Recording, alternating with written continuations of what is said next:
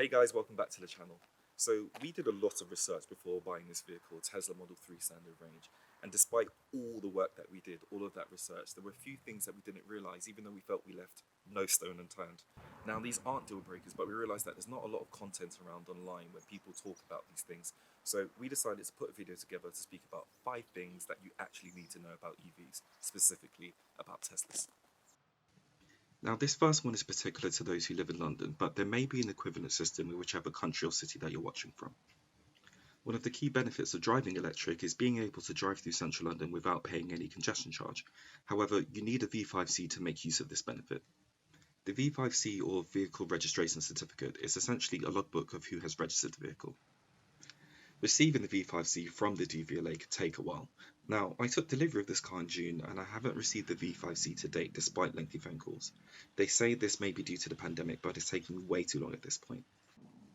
The other thing to note is that after receiving your V5C, you can't simply drive into the congestion zone. Driving into the congestion zone incurs a £15 daily charge between the hours of 7 AM and 10 PM every day. To avoid paying this congestion charge, you'll need to register for Transport for London's Cleaner Vehicle Discount and upload your V5C. After a £10 registration fee, TfL will then inform you that you're good to drive within the congestion zone. Now, anyone who's driven in the UK knows that major roads are monitored with automatic number plate recognition systems. A month back, I wrote to TfL to query why they couldn't just use ANPR to detect that I had a low emissions vehicle. They responded with the following. We only receive certain information from the DVLA. The information we receive doesn't include whether your vehicle is an electric vehicle or not, hence why we ask the owner to prove to us that their vehicle is indeed of that particular exemption or discount category. Upon getting that information, we manually process the owner's exemption or discount application. This incurs the £10 administration charge. In order to complete a cleaner vehicle discount application, you'll need to provide us with a copy of the vehicle's V5C registration document. So, just a bit of advice to anyone getting an EV, Tesla or not. Just make sure you follow up with the DVLA as soon as possible so you can track the progress of your V5C application. Another great feature is premium connectivity. It's free for the first month after you purchase if you have a Standard Range Plus, and it's free for the first year with the long range and performance range Teslas. Premium connectivity provides you with data so you can do things like watch Netflix and stream music on Spotify, but don't let that be what ropes you into a monthly $9.99 subscription. Whilst premium connectivity really brings your Tesla to life, all of the features bar live traffic visualizations and satellite maps are available to you if you link the car to a Wi-Fi connection. So your phone can come in handy as a Wi-Fi hotspot when you're on the move.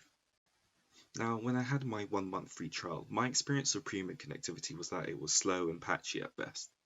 It was great for apps like Spotify, and one underrated feature of the car is that your music actually resumes wherever you left it playing when you have premium connectivity.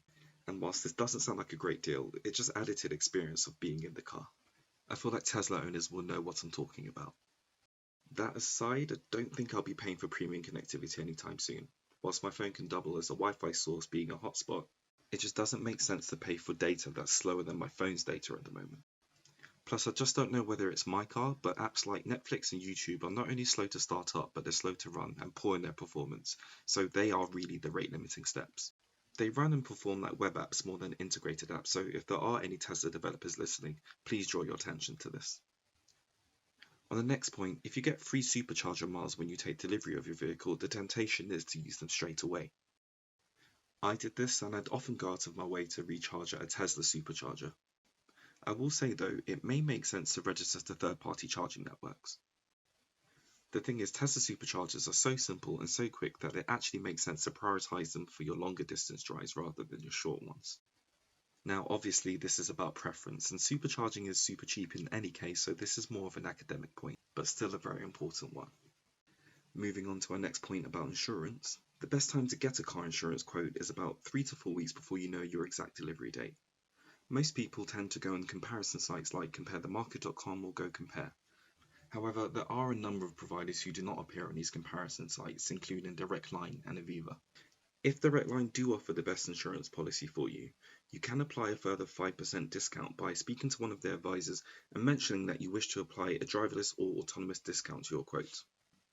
Unsurprisingly, Direct Line don't really mention this up front, but I was really amazed at how easy it was just to apply this discount, so I hope that can save somebody some money. Now, on to our next issue. In the excitement of ordering your Tesla, it can be easy to forget to do so via a referral link in the first place. The problem is, you can't apply the referral retrospectively. So if you forget, you may lose out on 1,000 free supercharging miles. We made this mistake when first purchasing, but fortunately we were able to cancel without incurring any cost. But we've been told that this isn't always the case, so be careful. Cheeky plug, my referral is in the video description, so if you want to make use of that, you can find it there. So the lesson is, always remember to use a referral link, but if you have forgotten to do so, you may be able to have your order fee refunded based on your country's statutory cancellation rights. And that brings us to the end of the video.